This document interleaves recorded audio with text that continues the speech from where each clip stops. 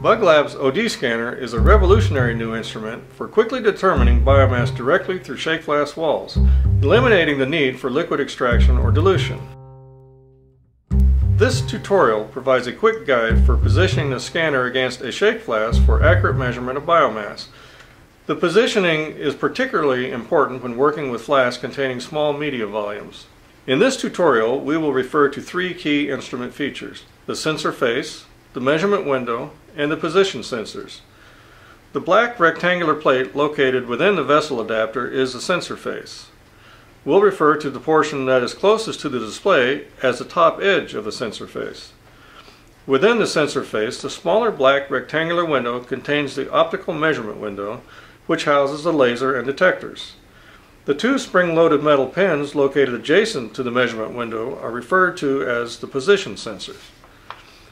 The position sensor located farthest from the display is referred to as the bottom position sensor.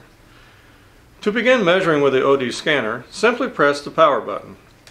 The bottom line of the display shows either the last valid measurement, or if no measurements are currently in memory, it will read "Ready."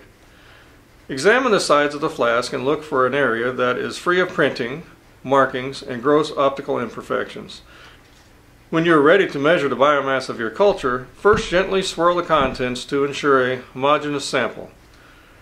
Position the OD scanner instrument against the flask to be measured so that the bottom position sensor is located near the bottom of the flask, at the point of transition from a curved to a flat surface in the vertical dimension.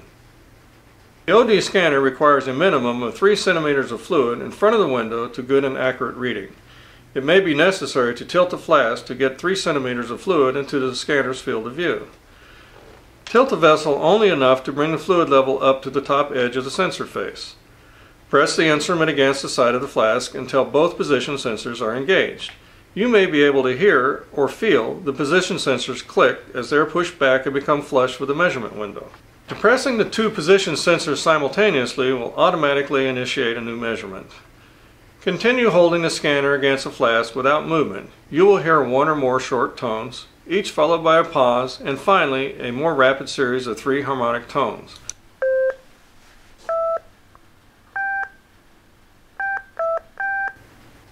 The display will light up when the measurement is complete. The final sounding of 3 harmonic tones is an indication of a complete measurement. The entire measurement will take between 2 and 6 seconds. Also, as the measurement is being performed, the measurement indicator LED on the front surface of the instrument will flash green, briefly turn off, and then turn to steady green when the measurement has been successfully completed. The measurement result is shown on the bottom line of the display. Particularly while first learning to use the OD scanner, we recommend making 3 separate measurements around the perimeter of each flask. This will help you get a feel for where it is best to position the sensor to help you become more adept at using the sensor across various vessel sizes and types. During use, you may notice that the display backlight will automatically dim after 5 seconds. It does this in order to conserve battery power. It is reactivated by pressing any of the 3 buttons on the scanner. After 3 minutes of inactivity, the scanner will automatically power itself off. Simply press the power button to turn the OD scanner back on. The front face of the OD scanner includes a display and several buttons. The display contains 3 lines of information. The top line shows a date in month, day, and year format. The time is also displayed in alternation with the battery state of charge. 4 full bars are shown when the batteries are fully charged. The second line of the display shows the biomass calibration units in which the results will be reported. The third line of the display shows the measurement number, the measurement result, and baseline setting. Measurement warnings and errors are also briefly displayed on this line when relevant. The power button is used to bring the OD scanner in and out of sleep mode. The Cal button allows you to select the type of organism and units in which you would like to report biomass. Press this button until the particular organism you are measuring is shown. The standard biomass calibration provided on the scanner is for dry cell weight in grams per liter of Saccharomyces cerevisiae. Adding custom calibrations is easy to do with the provided user interface software as described in the user manual. It is important to use different calibrations to account for gross differences in cell size, such as approximately 10-fold difference in the size between yeast and E. coli. However, differences between strains of the same organism will generally have only a minor effect on the OD scanner accuracy. The base button allows you to subtract a baseline from subsequent measurements, in similar manner to zeroing a spectrophotometer.